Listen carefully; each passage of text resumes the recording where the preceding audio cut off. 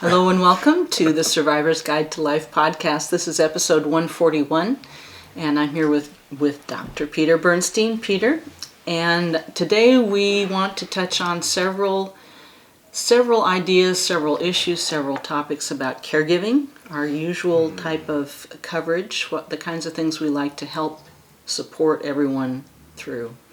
The first one is another something that Peter has read in the book we talked about last time, Faith Still Moves Mountains by Harris Faulkner. Good book.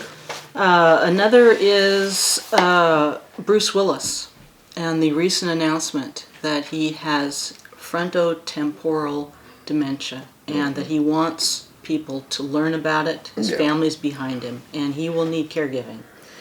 And then our last for today is just kind of an update on all the things we've been seeing lately and the challenge that people face who come to caregiving from their heart, from their family, for whatever reason, and don't always know what's going to be involved and what they're getting into. Right. And we're coming to this from a different reality than most people. We live in an extraordinary reality. The underbelly of life, where there really is a lot of difficulties going on, where people are really struggling, and our calling in our life is to be there for them and offer them an expertise and a support and encouragement and skills that we take for granted, to be honest with you, because we just live it and we work in it all the time. But what I've been realizing too, and you noticed when she introduced me as Dr. Peter Bernstein, she said, Peter, well, I want to be out there as Peter, as a fellow human being. And that has come to me through an awful lot of struggles and difficulties in my life that has stripped me to my soul and made me realize what my fellow man is going through and that I'm just the same as anybody else. And I have a certain specialty, a certain degree of skill that I can offer, so do other people. And I just follow that up. And the more I do, the more I just become human. And I like it a lot better. And interestingly, the effect that that's having on most people, and I'm not doing it deliberately, is so many people out there are so open with me about what their life is like and what they're going through. And I'm not one of these people that goes around hemorrhaging my pain and my emotionality to people. I don't.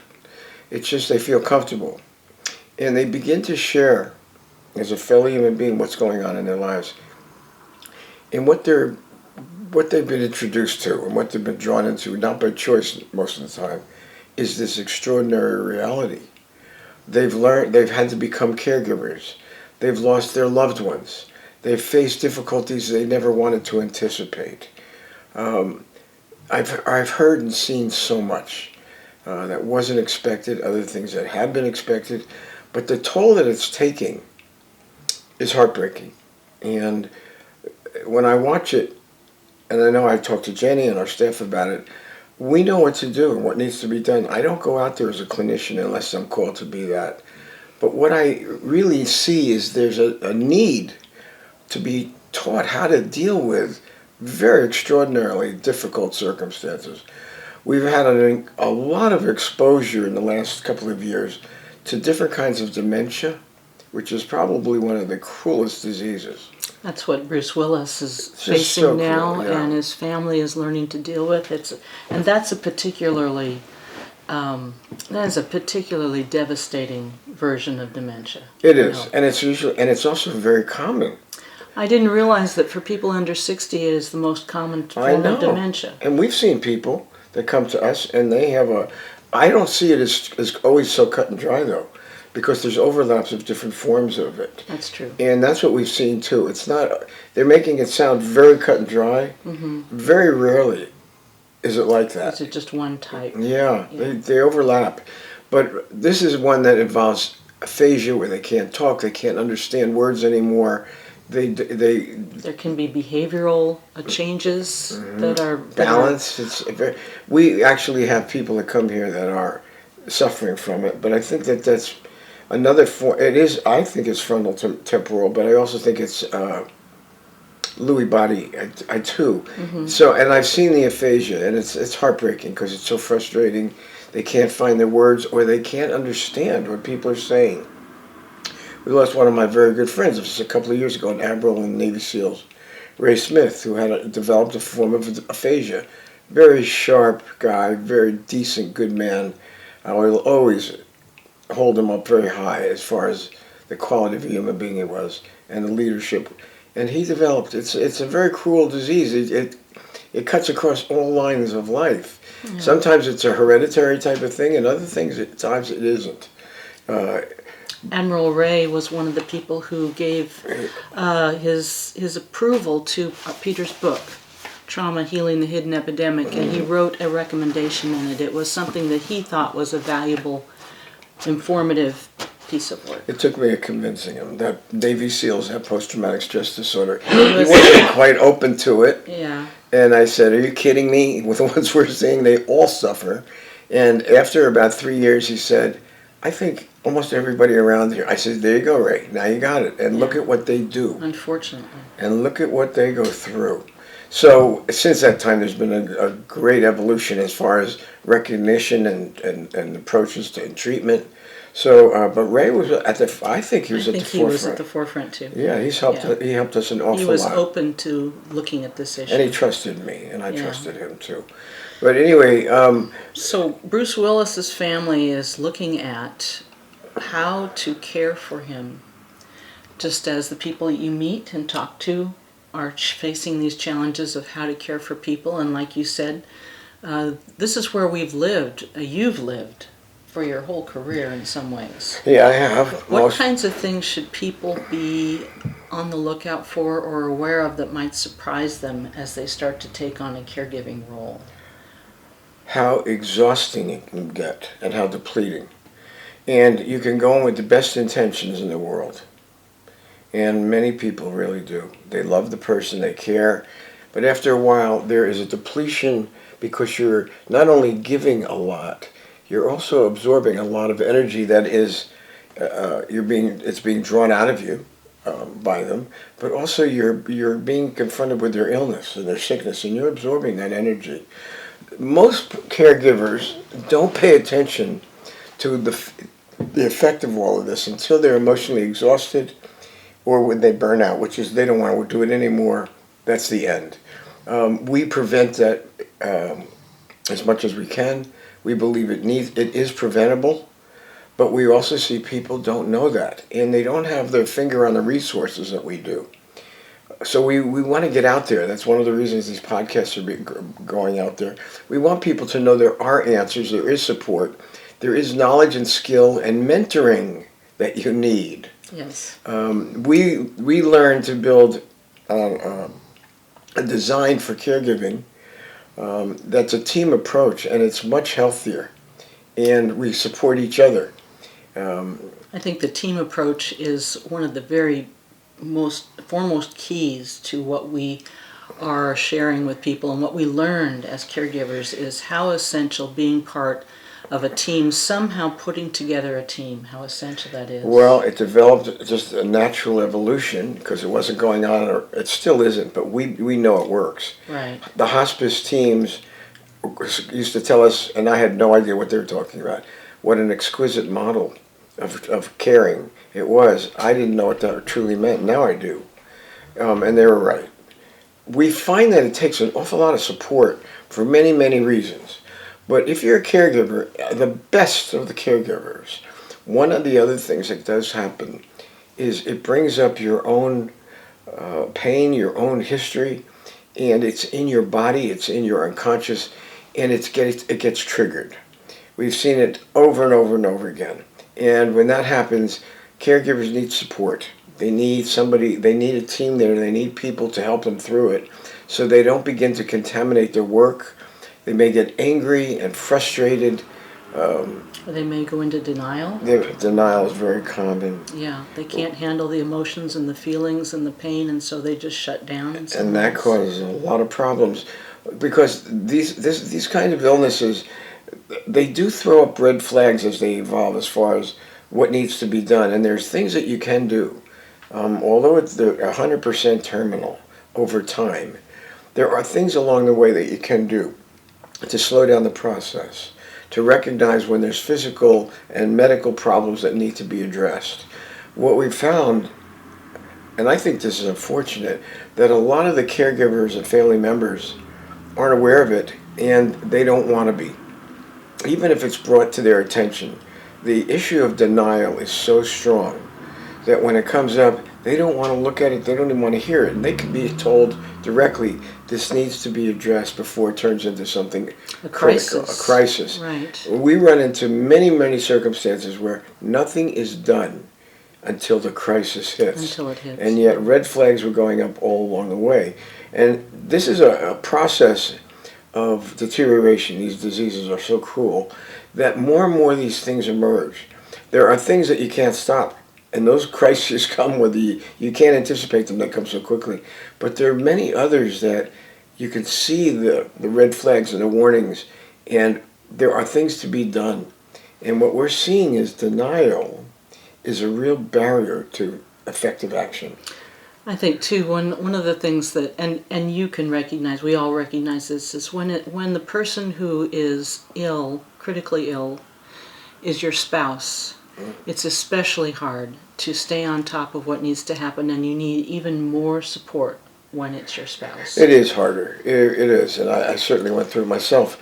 But I'm a different type of person than a lot of people because I've been trained, I've been brought up to be an action-oriented person most of my life and most of my training.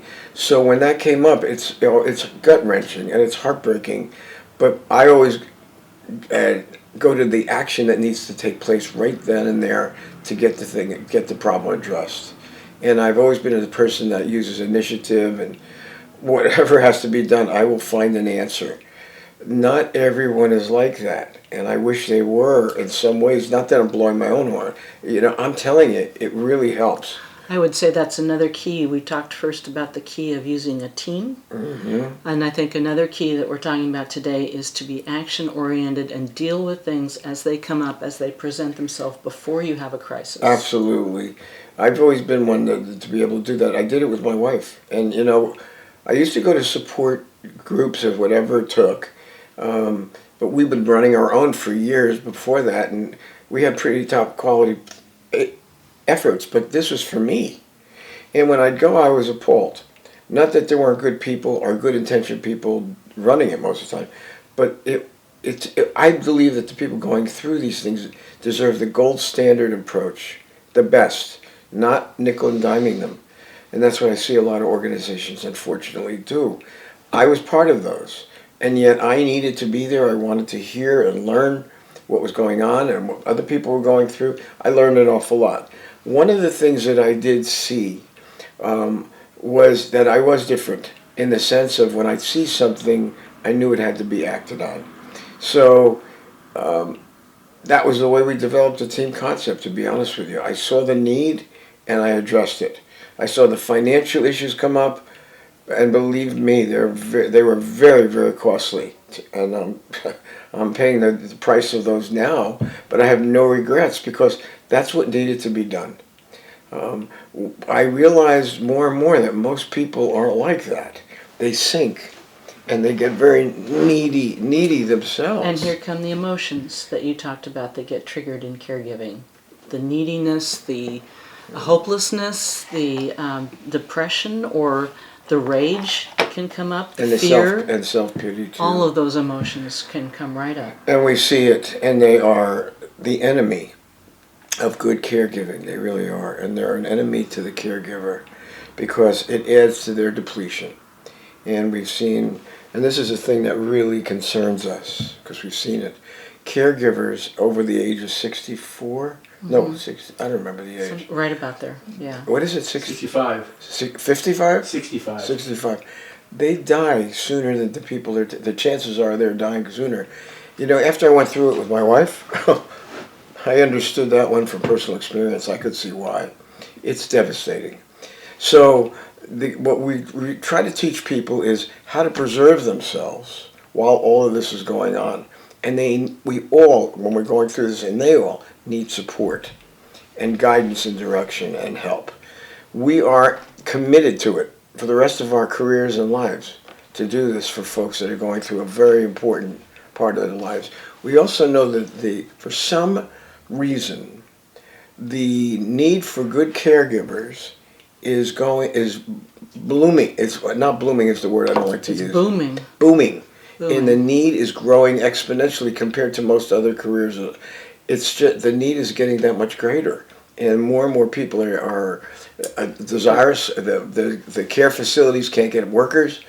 This thing is getting to be a crisis in itself, and a lot of the caregivers don't get paid well enough for what they don't get paid what they Adding to the deserve. difficulty of finding caregivers is that they're not recognized and compensated sufficiently to what they're doing, the very difficult. And the hierarchy of the recognition yeah. should be the highest, because it's a very high calling, and yet they're on the bottom of the ladder. Yeah. They get paid that way. They're unfortunately treated that way many times. We've been there to support caregivers that were taking a lot of abuse. And You've said, and we've said it many times, that being a caregiver is a calling. It's something that people do because they recognize how important it is that they're called to do it, even though they may not be recognized or paid enough, but they've got it on their heart that this is something they want to do. And I just want to mention, in case you'd like to say something about it, is that story in Harris Faulkner's book about a young girl who did end up feeling a call on her heart she did. to become a caregiver, and she sacrificed her life. She went to Haiti. Now this was she was from Miami, and she was a dabbler, and she loved the sun and the beaches and all of that stuff. So she wasn't like yeah. And something began to change in her, that she wanted to help, and she felt a calling to help the orphans in Haiti. This was before the earthquakes. Before the earthquake. And so she went, and her life changed. It morphed into something. She developed a tremendous sense of purpose and caring for them in their terrible state. And she began to develop a vision of building an orphanage and helping these kids. She devoted her life to it, and then the earthquake hit. And I think she was with 4 or 5 other Americans from Florida. Don't quote me on the number, I can't remember exactly, but they were all killed in the earthquake. The astounding thing that came out of this was the impact that her name was Britt had on other people, specifically her family. And her family, I take it, were well-to-do people. Her father was a builder, quite successful. I can't remember what Mom did, but they had a lot of clout. Yeah. And they took up her cause. And they went to Haiti, and they found a way in 2 years to build a very important orphanage. It was her dream to have an orphanage built. And they were the ones that fulfilled the dream. Yeah. I want to read. Well, I wanted to read it. I think I rescued it. Is this the right page? I hope so. If it's not, there's underlining. That's a giveaway. I do that all over But the there's place. a lot of that. It says, "My faith tells me that we're all put here on this earth to do good works. Whether we choose to do them or not is up to us." And this is talked about. This is the parents speaking. How we chose to deal with our daughter's death wasn't predetermined. We had choices to make, and we chose what we chose not just because of what Britt texted, but because of what she wanted, aligned with what we've believed all along. God is love. And if you love God, you love His people. You do whatever you can to help them. You be of service. You use the skills and the tools that you've developed to not just help your own family, but the family of God and all those in need. I believe that. And when I read that, these people had an integrity in their efforts. They weren't just church-going people on Sundays. And they followed through on their daughter's dream. And they did some they used their connections in the community. It turned out that they were struggling with the corruption in Haiti. Yeah. And Britt's brother was in college. Turned out that his roommate was the son of Haiti's president. And they got and all of a sudden how God works. Yes. And all of a sudden the things they were struggling with all the barriers went away. Yes. And they got the orphanage done. It's quite a story. It really is. This is a good book. But I get a kick out of it because that's the way God works. And it may come through tragedy. It may come through struggle. An enormous tragedy. I got to say, the most meaningful changes in my life, and I've had plenty, has been in the time that I took care of my wife as she was deteriorating from cerebral vascular dementia. And so many other people were touched by her as well. Not just when she was sick. She was an inspiring woman before. But it was during that time she showed such courage, and it gave me an opportunity to be a better man. And I always wanted to be a better man for her. But this gave me the opportunity to give when she couldn't give back. And it changed my life. And out of it came so much inspiration to do good things for others. It gave us the expertise, I'll tell you that, from personal experience. And we've even, part of this telecast, this podcast, is part of our nonprofit. And one of the programs that we're putting such an emphasis on, in fact, our producer is behind the lines, is the chairman of the board, Yes. is called Lynn's Legacy. And we have a sensational board of people from the community that are on this thing. And we're raising the money and we're building the programs to help caregivers and families in need all over the community. It's a slow build, I gotta say. If it were up to me, I'd make it happen yesterday. Well, He's action-oriented. yes, I am action-oriented, so it doesn't, but I don't always get my Doesn't own. always happen I don't fast get my enough. own way all the time. But I'll tell you what, that was an inspiration from Lynn's sickness. These podcasts started as an inspiration during the time we were nursing and caring for Lynn, mostly in the last phases of her deterioration. Yeah. And I miss her and I love her. We were very close for 47 years. You know, one of the problems was, it seemed like it went by so fast. Yeah. When you really have a loving relationship, folks, It's never and long enough. you're best friends and you really enjoy each other, and no matter what the struggles of life are, and we had plenty of them, it goes by so fast because we always loved each other and cared for each other. And I can tell you this, I cared for her to her last breath. And so many other people that worked on our team did too, and they were inspired and Yes. changed themselves. They also had to look at the condition of their own marriages and relationships, and a number of them don't look too good to this day.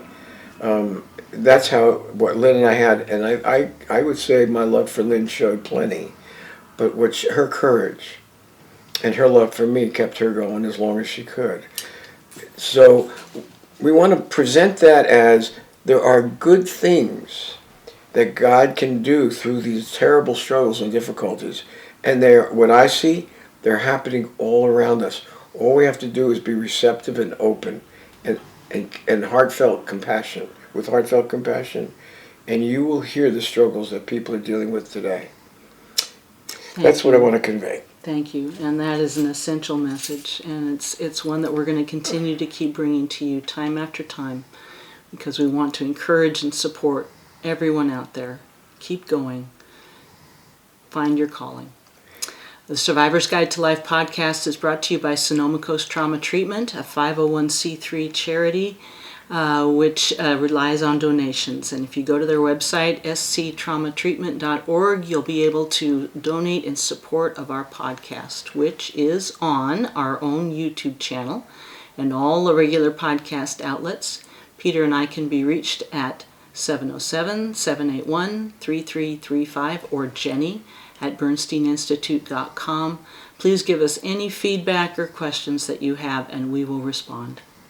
And all our best. And for you horse people out there, particularly you cutters, I'm one of you. He's coming. And that's how I get my batteries recharged. So we can use our horse life to recharge our batteries and still do so much good. And I hope you folks do, and will contribute and get involved, because I know some of you can be extremely generous and heartfelt. I know many of you. Anyway, all my best, and I'll be out competing pretty soon. My newest cutting course, I have a 4-year-old that once he behaves, I'll be out there. So all our love and our best wishes and blessings to all of you, and God bless you. Thank you.